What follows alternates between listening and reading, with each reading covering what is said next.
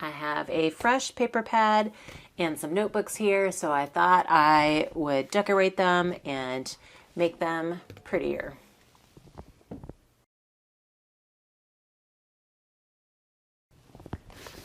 Hey guys, it's Beth. Welcome. I have this Mint Julep paper pad from Colorbok that I started at the beginning of June with my June sheet load videos, and I believe I had maybe used 1 or 2 sheets out of it previously, but for the most part it was all here. So I did start out with 10 cards, and I will link that video if you missed it in the description box below, as well as at the end of the video. But I thought, like with some of these big pretty images, that I would make some decorative notebooks. I've done some post-it pads recently, but I haven't done like full size or the bigger notebooks in a while. So I thought I would give this a try again, since I haven't done it in a while, and thought I would bring you guys along. So let's get started. So I'm going to start with the composition notebook. And this is just your standard composition notebook. You can pick these up at Dollar Tree, Walmart, any store really. They range in price. And this particular one is just shy of 7.5 inches wide by 9.5 inches tall. And so I picked out a pattern for the front, like this one, like with the watercolor background and the words.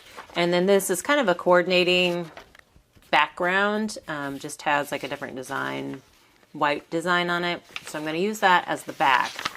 And then there's going to be some spots that I'm going to need to fill on the inside covers. And I just thought this would be kind of a fun change of pace, little lighter, a little brighter, and then more of circle.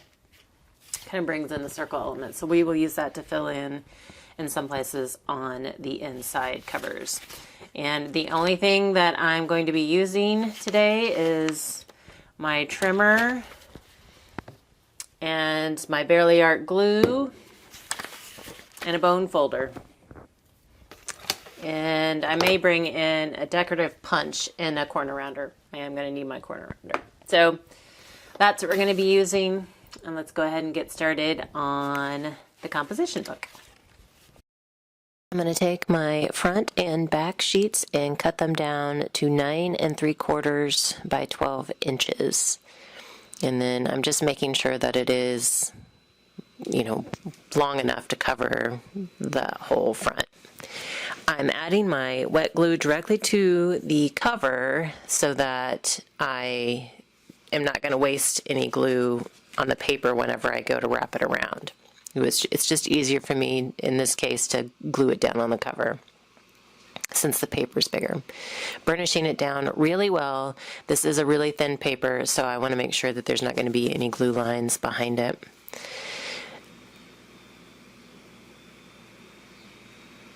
And then I'm going to do the same process for the back cover. I just try and line it up right flush to that black binding tape that they have on there. And the bad thing is it's not always straight, so sometimes that messes up whenever I fold it around to the inside. But on this particular notebook, it wasn't that bad. And on this one, I'm going to go ahead and add my glue to the paper and then burnish that down to the notebook. And then I'm going to use a strip of the front cover paper, trim it down. It is about 2 1/4, between 2 and 2 1/4 inches, and I'm going to trim it down to 9 3/4 inches long, and then just add glue to the, what I would consider the bottom and the sides, and I'm going to add that right there on the end, like up against the seam of the notebook, and then that's going to be a pocket on the back. For the front cover, I'm going to cut a little bit bigger piece. I'm using that circle, like the dots, and I'm trimming this one down to 9 3/4 inches tall by 6.5 inches wide. And I decided to bring in my decorative punch here just to give it kind of a fun decorative edge. And I struggle at the angle that I'm doing this because of the camera. I'm struggling to see how well it's lined up. So obviously I'm not lining it up very well because I keep missing spots and have to go back. So I apologize for my uncoordinatedness, for lack of a better word, on this particular step. You can use any decorative punch. You don't even need a decorative punch. I just decided to bring one in. And then this is that extra piece that I had cut down to 6.5 by 9 3/4. I'm going to add glue directly to the paper and add that up against the inside spine there. Burnish that down. And then for that flap that's folding over from the front, all I have to do is add glue to the sides, or what is the top and the bottom really. And then burnish that down, and then that creates a pocket as well. I'm going to trim off, I'm going to use my little finger blade here and try and trim off that slight overhang. It's really not necessary, and but it drives me crazy. But I kind of wish I wouldn't, because that paper is so thin, it just doesn't cut well like this. It bunches up. Last step here is I'm just going to use my corner rounder to re-round the corners to match what the original notebook had. And now I can decorate. I have a little saying that I printed from my silhouette. So it was a design file that I had purchased, and I just chose to print it instead of cut it on my silhouette. And it is 4x4 is what I cut the saying to, and it says, "Darling girl, you can do amazing things." So that green pattern paper I cut down to about 4 1/4 by 4 1/4, just so that it helped the saying stand out a little bit more on the cover. Here's my completed notebook. You can see that those two have pockets. So the next notebook that I have, it's from the Dollar Tree, and it says 80 sheets.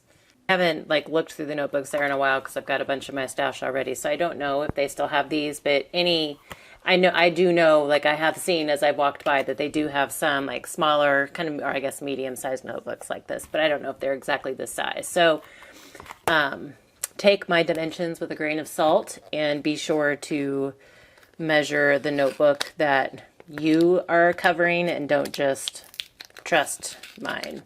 Even if you use the same notebook, I would still measure.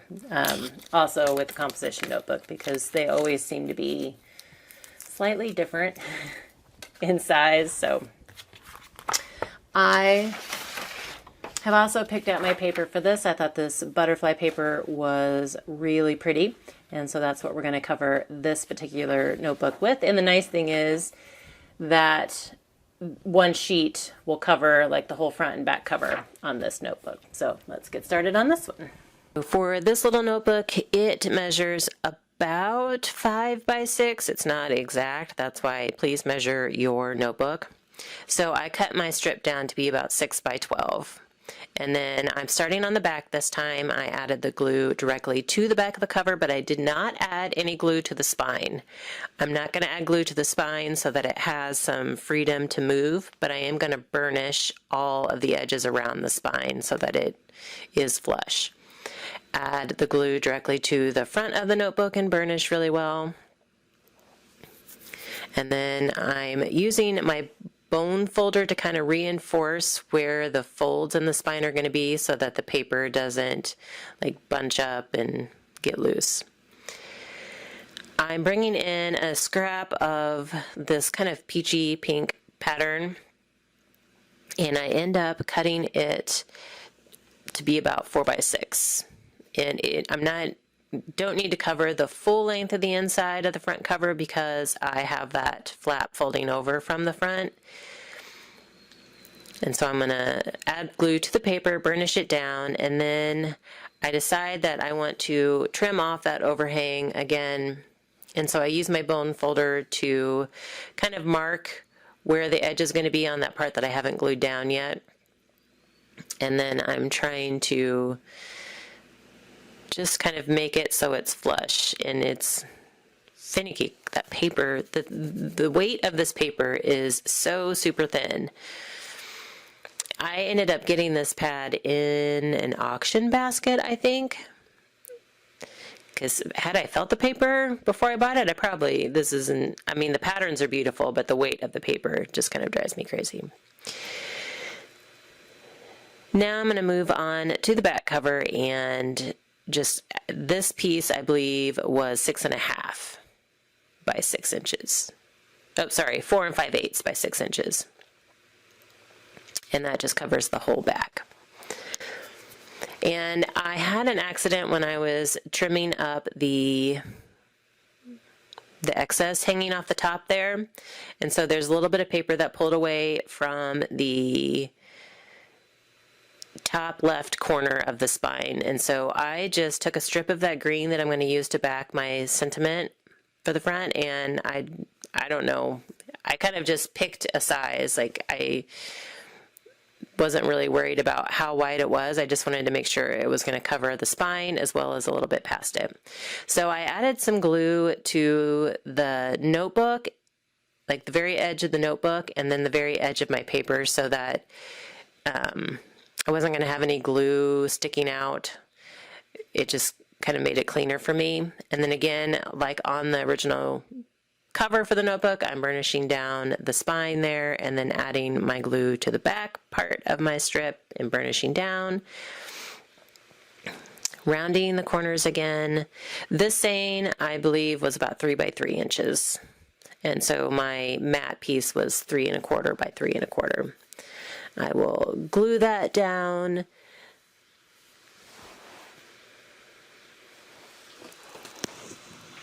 And then this notebook is complete.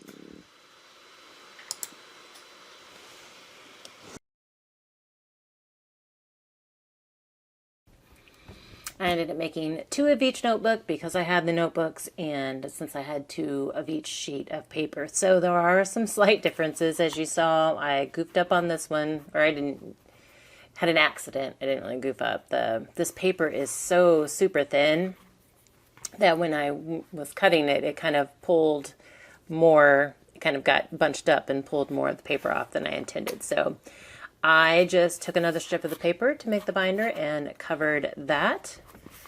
But this has a little pocket on the inside on the front, but not on the back side. This was the first one I made just to kind of experiment, and it has a pocket on the front but going a different direction. And then the flap actually came and wrapped around the back on this one. And then these, again, are pretty much the same. I used one to experiment, and on this first one that I made, the binding tape here was like crooked, and so when I lined it up on the front, it caused like a big gap once I wrapped it around here. So I used a bigger sheet of this pattern on top, but there is still a pocket there, and the same kind of pocket on the back of this one that was in that one. And this one, the pockets are just reversed. So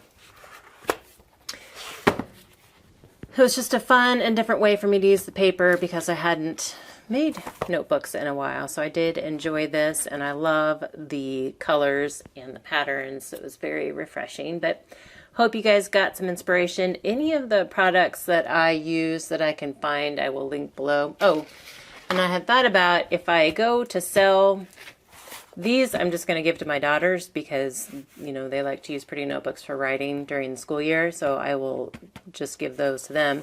These I might sell, and I had found some of these pretty pencils also from the Dollar Tree in my stash, and I thought it might be cute to, you know, include a pretty little pencil with it, with the notebook. So I might include something like that if I do decide to sell these and give these to my girls too. But anyway, hope you guys got some inspiration.